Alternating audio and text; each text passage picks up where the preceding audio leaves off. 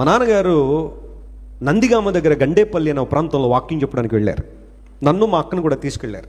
గండేపల్లిలో వాక్యం చెబుతూ ఉంటే మా నాన్నగారికి ఎవరో ఒక కాగితం రాసిచ్చారు. He was still preaching. ఆ పేపర్ నేను గమనిస్తున్నాను. మా నాన్నగారిని చిన్న ఉన్నప్పుడు ఇలా చూశారు, బైబిల్ కింద పెట్టి అక్కడి నుంచి ఒక గంట మెసేజ్ చెప్పారు. ఆ మెసేజ్లో ఒక కలవరం కానీ, ఆందోళన కానీ, భయం కానీ ఏమీ లేదు. దేవుని అధికారంతో, పరిశుద్ధాత్మ దేవుని శక్తితో దేవుని వాక్యం అందించిన తర్వాత అప్పుడు నేను మా అక్క వెళ్ళి, డాడీ మీకు ఎవరో పేపర్ రాసి ఇచ్చారు, ఏంటి ఆ పేపర్ అంటే, ఆ పేపర్ ఇలా ఇస్తే దానిలో ఏమో తెలుసా, పాస్టర్ గారు మీ ఇల్లు కాలిపోయిందని ఉంది దానిలో. మాకు అప్పుడు గడ్డిల్లు ఉండేది, స్ట్రా. ఇక్కడ తొర్రేడు అనే ప్రాంతంలో గడ్డి అమ్మేవారు. దాన్ని తీసుకొచ్చి గడ్డిల్లు వేసుకుంటే ఆ ఫైర్ వచ్చి మా ఇల్లు కాలిపోయింది. ఆ వర్తమానం మా నాన్నగారికి ఎవరో ఒక పేపర్ మీద రాసి ఇచ్చి ఆయన పెట్టారు. ఒకవేళ అదే ప్రాంతంలో మరి ఎవరినైతే, సంగమా మీరు పాటలు పాడుతూ ఉండి ప్రసంగం ఇంకా ఇక్కడితో ఆపేస్తాను, పాటలు పాడి ప్రార్థన చేసిన ఇంటికి వెళ్ళిపోయి మా ఇల్లు కలిపోయిందంట అని పరిగెట్టేస్తారేమో ఎవరైనా.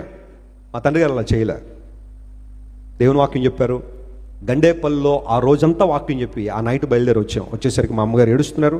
అంటే ఏదో కోల్పోయిందనే బాధ కాదు, కానీ చాలా ప్రయాసపడి కట్టుకుని ఇల్లు అది. ఆ గడ్డి కొండం కూడా ఆ రోజుల్లో చాలా ఖరీదైన విషయమే. అదంతా కాలిపోయింది, ఇప్పుడు మరలా దాన్ని సమకూర్చుకోవడం ఎలా అన్న భావంతో మా తల్లిగారు ఏడుస్తున్నారు. మా మేనత్త వాణి గారు మీలో చాలామంది తెలుసు, మన చర్చ్ ప్రిమైసెస్లో ఉంటారు, తను కూడా మాతోనే ఉండేది.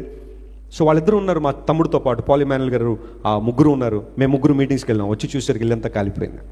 ఒకటే ప్రార్థన, ప్రభువా నీ సేవలో మేము బిజీగా ఉన్నాం, నీ పరిచర్యలో ఉన్నాం, జరిగిన నష్టం ఏదో దాని గురించి మేము బాధపడలేదు, కానీ మమ్మల్ని నిలబెట్టే దేవుడు, మమ్మల్ని స్థిరపరిచే దేవుడు, మమ్మల్ని వాడుకునే దేవుడు, మమ్మల్ని ప్రభువా నీ మహిమ కొరకు నిలబెట్టే దేవుడు అని మా నాన్నగారు అక్కడే నిలబడి 2 చేతులు ఎత్తి ప్రార్థన చేశారు.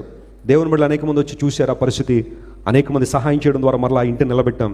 ఈరోజు నేను చెప్తున్నాను, దేవుని సేవకునిగా కేవలం దేవుడు మా గృహాన్ని నిలబెట్టడం మాత్రమే కాదు, మా ద్వారా అనేక గృహాలను దేవుడు నిలబెడుతున్నాడు.